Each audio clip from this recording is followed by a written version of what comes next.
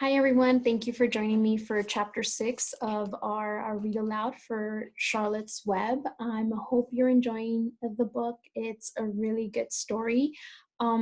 So let's get started. I'm going to share my screen and we're going to go over new terminology, okay, so that we understand what's going on in the story.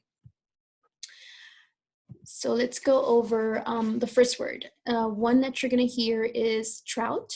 So trout pretty much is a type of fish. So you'll see it here. It's a fish. Brook, you see there's water and rocks on either side with trees or grass on both sides. So it's like a shallow running of water, not so much a river, but just where water passes through. Hitched, you see here horses where there's a mowing machine attached to the horses. So hitched is when you connect something to something. So you see that the mowing machine is hitched to the horses. Okay. Swath, this is what after mowing, you sometimes seen it in big fields where you see the lines that have been created after the machine passes through. So swath is like the distance between these either side of the grass that was mowed. Okay. Jubilee, you'll hear the word jubilee. Jubilee is a celebration. Okay, so just a celebration. Bough, main branch of a tree. So you'll hear that word, the bough of a tree, or the bough of an apple tree. You'll hear it in the story. Interlude, interlude means a period of time, right? So just a period of time. Like interlude, you can say the interlude between going back to school and us being out of school right now, right? That's an interlude. Wheat stalk is just the stalk, like the stem of any plant or a piece of or a grass. It could be grass, right? The wheat stalk is just the beginning part or the bottom part that's connected to the root of the growing plant. Okay, I had to create a second slide because we had a couple of many words in this chapter. So my next slide is unremitting. Unremitting means never relaxed. Okay, so they're not relaxing, so unremitting. Remember that word. Compunctions, no guilt or morals. No guilt or morals. Compunctions. Untenable. Untenable, defending against attack. Defended against attack. Okay, so those are the words you're going to be hearing or listening for as we read, and then I'll remind you that that's one of our vocabulary words that we just went over. Okay, so you get a better understanding of what it's saying. So let's get started. I'm going to go ahead and jump into our read aloud, and I hope you enjoy it. Get comfortable. So chapter 6. Also, I want you to be thinking about what you would title this story, okay, or this chapter. So remember, we're at the end of the chapter. You want to come up with what would you title this chapter right after reading it or after listening to it. The early summer days on a farm are the happiest and fairest days of the year. Lilacs bloom and make their air sweet, and then fade.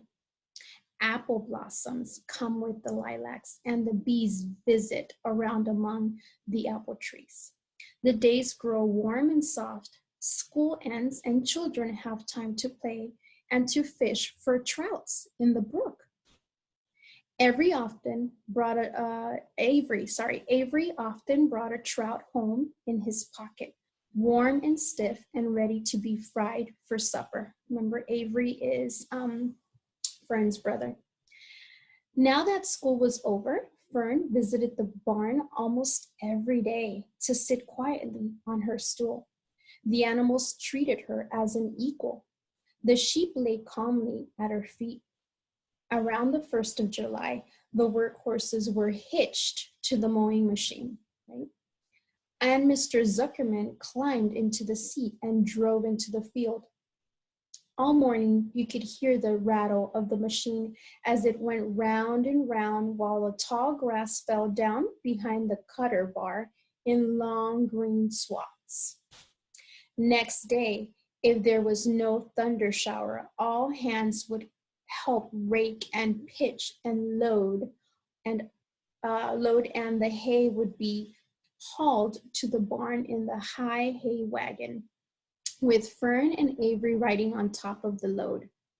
Then the hay would be hoisted, sweet and warm, into the big loft until the whole barn seemed like a wonderful bed of timothy and clover. It was fine to jump in and perfect to hide in. And sometimes Avery would find a little grass snake in the hay and would add it to the other things in his pocket. Early summer days are a jubilee. Remember, jubilee is a celebration. Early summer days are a jubilee, time for birds. In the fields around the house, in the barn, in the woods, in the swamp, everywhere, love songs and nests and eggs. From the edge of the woods, the white-throated sparrow. Sorry, I'll read that one again. From the edge of the woods, the white-throated sparrows, which must come all the way from Boston, calls, "Oh, Peabody, oh, Peabody, oh, Peabody," on an apple bough. The Phoebe teeters and wags its tail and says, "Phoebe, Phoebe, Phoebe." The song sparrows, who know how brief and lovely life is, says, "Sweet, sweet, sweet, sweet interlude, sweet, sweet, sweet interlude." If you enter the barn, the swallows swoop down from their nest and scold. "Cheeky, cheeky," they say. In early summer, there are plenty of things for a child to eat and drink and suck and chew. Dandelion stems are full of milk. Clover heads are loaded with nectar. The Frigidaire is full of ice-cold drinks. Everywhere you look is life. Even the little ball of spit on the weed stalk, if you poke it apart, has a green worm inside it. And in the underside of the leaf of the potato vine are the bright orange eggs of a potato bug. It was on a day in early summer that the goose egg hatched. This was an important event in the barn cellar. Fern was there, sitting on the stool, when it happened. Except for the goose herself, Charlotte was the first to know that the gooselings had at last arrived. The goose knew a day in advance that they were coming. She could hear their weak voices calling from inside the egg. She knew that they were in a desperately cramped position inside the shell and were most anxious to break through and get out. So she sat quite still and talked less than usual.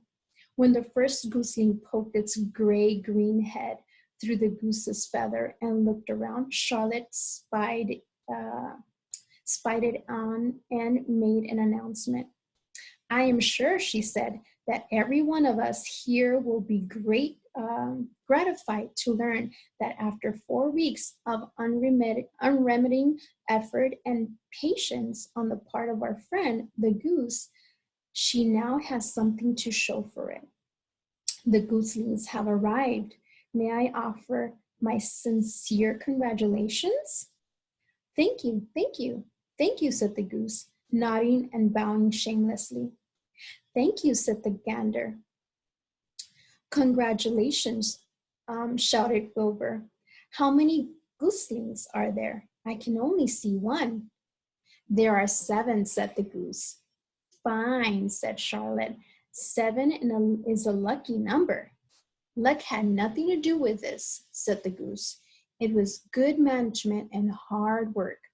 At this point, Templeton showed his nose from his hiding place under Wilbur's trough. He glanced at Fern, then crept cautiously toward the goose, keeping close to the wall. Everyone watched him, for he was not well liked, not trusted. "Look," he began in his sharp voice, "you say you have 7 gooselings. There were 8 eggs. What happened to the other egg? Why didn't it hatch? It's a dud, I guess, said the goose. What are you going to do with it? Continued Templeton, this little round beetly eye fixed on the goose. You can have it, replied the goose. Roll it away and add it to that nasty collection of yours. Templeton had a habit of picking up unusual objects around the farm and storing them in his home. He saved everything. Certainly, said the gander. You may have the egg, but I'll tell you one thing, Templeton. If I ever catch you poking your ugly nose around our gooselings, I'll give you the worst pounding a rat ever took. And the gander opened his strong wings and beat the air with them to show his power. He was strong and brave, but the truth is, both the goose and the gander were worried about Templeton, and with good reason. The rat had no morals, no conscience, no scruples, no consideration, no decency, no milk of rodent kindness, no compunctions, no higher feelings, no friendliness, no anything. He would kill a gooseling if he could get away with it. The goose knew that. Everybody knew that. With her broad bill, the goose pushed the unhatched egg out of the nest, and the entire company watched in disgust while the rat rolled it away. Even Wilbur, who could eat almost anything, was appalled. Imagine wanting a junky old rotten egg, he muttered. A rat is a rat, said Charlotte. She laughed a tinkling low laugh. But my friends, if that ancient egg ever breaks, this barn will be untenable. What does that mean? Asked Wilbur. It means nobody will be able to live here. An account of the smell. A rotten egg is a regular stink bomb. I won't break it, snarled Templeton. I know what I'm doing. I handle stuff like this all the time. He disappeared into his tunnel, pushing the goose egg in front of him. He pushed and nudged till he succeeded in rolling it to his lair under the trough.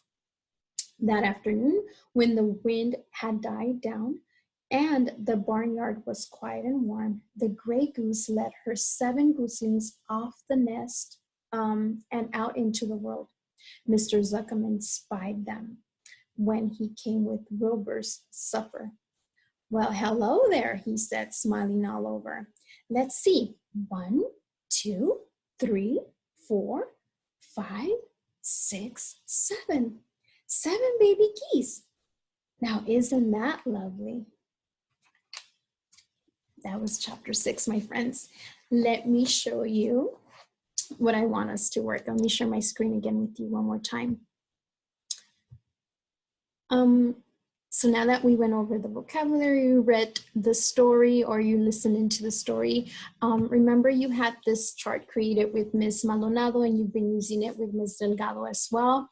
I want you to grab your materials, pen or pencil with your notebook, and let's insert and type in or write for you some like an inference we can think of, and also textual evidence and a motivation, okay?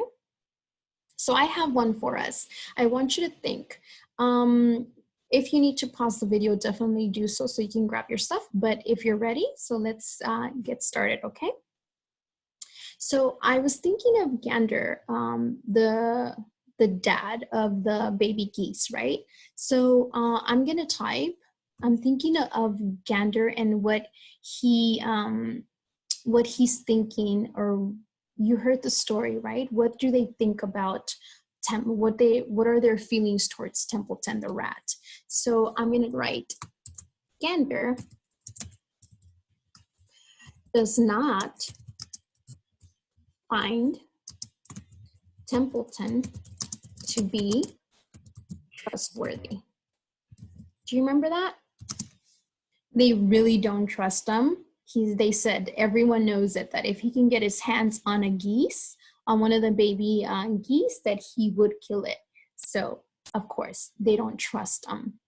Okay. Textual evidence. I remember the page I was reading where it describes the type of character Templeton is. So I'm gonna write that in there.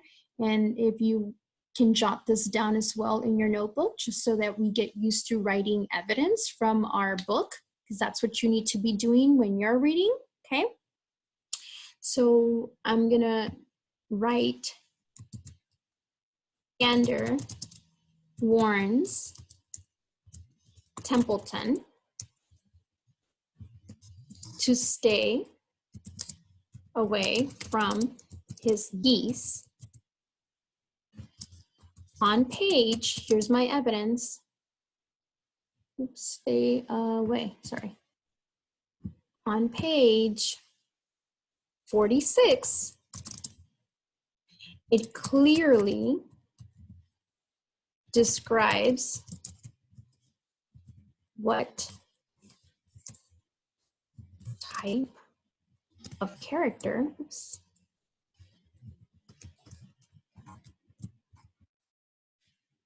this rat is, right? And I'm gonna quote, the rat makes, the rat makes me think that, oh, let me just grab it from the book. Sorry, I thought I wrote it down. So the rat, let's listen. The rat had no morals, right? I'm grabbing it from my text here. The rat had no morals, no conscience, no scruples, no consideration,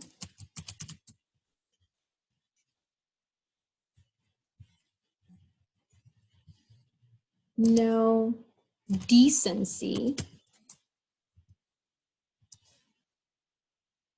and no compunction. Remember, that's one of our words, right? Where he had no morals, no, he didn't care about what the other ones thought. He was going to do what he needed to do. And I'm going to put quotes here. This makes me think, and I jotted that down.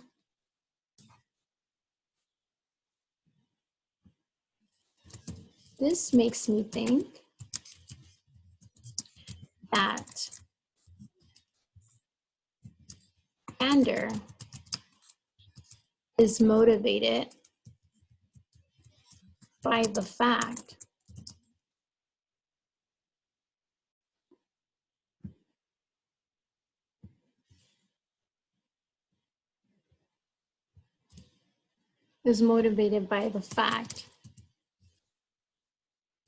that he needs to protect his family, right? Because that's what he's there. He's the dad, so he knows that he needs to protect his family, right? So this is why he doesn't trust Templeton, and the evidence shows right here that they all think that he has no morals, no conscience, no scruples, no consideration for anything. So this makes me think that he is his motivation is that he needs to make sure that his family is okay, right? So if you have that down, perfect. Now I added something at the bottom because we want to make sure that we are thinking about the title of this chapter. So after listening to the chapter, what would be the perfect title? What do you think you would title this chapter?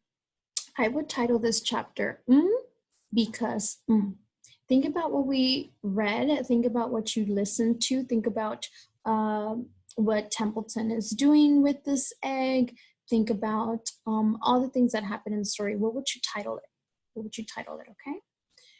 Take a minute to do that. You can go ahead and pause the video and write down your response on that one. Okay. All right, if you did that already, let me show you my next slide. This is where I show you my summary. I want you to write your summary of the story. I also added pictures. I added some pictures on the top. I'm sure Ms. Delgado shared the picture of Charlotte on the other summary that I drew out. So make it fun, right? Remember when we discussed now that we have all this time, go ahead and get creative with your summaries and your notes. Go ahead and add pictures to make it more interesting, okay? So here is my summary, and I'm showing you a picture of the geese and the goose and gander talking to Templeton as he's pushing the egg into his tunnel, right? I'm gonna read from my notebook, okay? So summer has arrived and many beautiful events are happening in the barn. The narrator who's telling the story paints a beautiful picture of what the flowers look like, what the birds are doing, and how everything is alive. The goose and the gander await for their baby geese to hatch. Finally, the first one breaks through his shell and the others follow. The goose is a proud mom of 7 hatched geese. There is an 8th egg that never hatched, which they called a dud. Templeton convinces them to let him have it. Charlotte warns that if that egg breaks, they will not withstand the smell that would seep out, taking over the entire barn. Templeton defends his expertise as he rows the egg away through his tunnel. The gander warns Templeton before he leaves to stay away from the newly hatched geese because he didn't trust him. Fern comes more often to the farm now that school is out. In the end, Mr. Zuckerman notices that 7 geese he notices the 7 geese as they take a stroll with their proud mom. Okay, so you write your summary about the story.